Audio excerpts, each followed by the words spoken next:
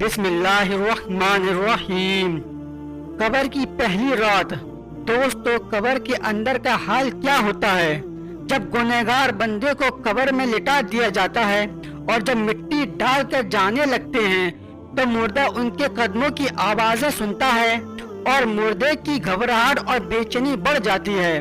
قبر کے اندر اتنا اندھیرا ہوتا ہے، مردے کو اپنا ہاتھ بھی نظر نہیں آتا، روشنی کا نام و نشان نہیں ہوتا۔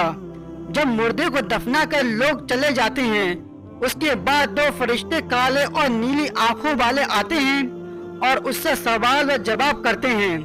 قبر میں مردہ اتنا بے بس ہوتا ہے کہ اس کے جسم پر کیڑے رینگ رہے ہوتے ہیں۔ ان کیڑوں کو مردہ ہٹانا چاہے گا، لیکن اتنی طاقت نہیں ہوگی کہ ان کیڑوں کو اپنے اوپر سے ہٹا سکے۔ گناہگار مردے کو قبر بہت زیادہ سختی سے دباتی ہے۔ اس کی دائیں پسلی بائیں پسلی میں گھس جاتی ہے اور بائیں پسلی دائیں پسلی میں گھس جاتی ہے۔ گناہگار کو قبر ایسے دباتی ہے کہ اس کی پسلیاں ٹوٹ پھوٹ کر ایک دوسرے میں پیوست ہو جاتی ہے۔ گناہگار کی قبر میں جہنم کی کھڑکی کھول دی جاتی ہے اور اس کی قبر میں جہنم کی آگ بھڑکا دی جاتی ہے۔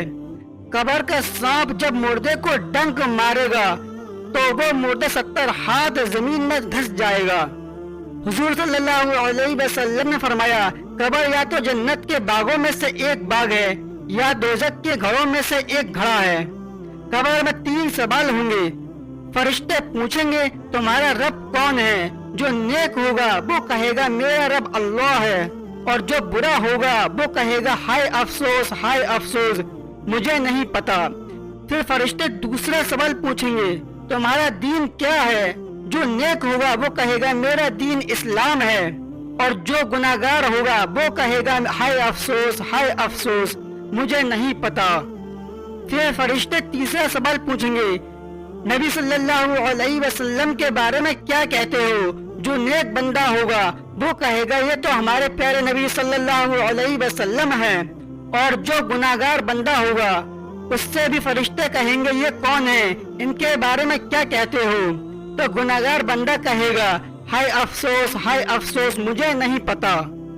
جب مومن بندہ فرشتوں کے صحیح جواب دے دیتا ہے تو اس کی قبر میں جنت کی کھڑکی کھول دی جاتی ہے اور اس میں جنت کی خوشبو آتی رہتی ہے۔ مومن بندے کی قبر کو 70 گز چوڑی اور 70 گز لمبی پھیلا دی جاتی ہے۔ نیک بندہ فرشتوں سے کہتا ہے کہ مجھے جانے دو، میں اپنے گھر والوں کو بتا کر آؤں، میں کامیاب ہو گیا ہوں۔ تو فرشتے کہتے ہیں نہیں، اس کی اجازت نہیں ہے، آپ آرام سے سو جائیں۔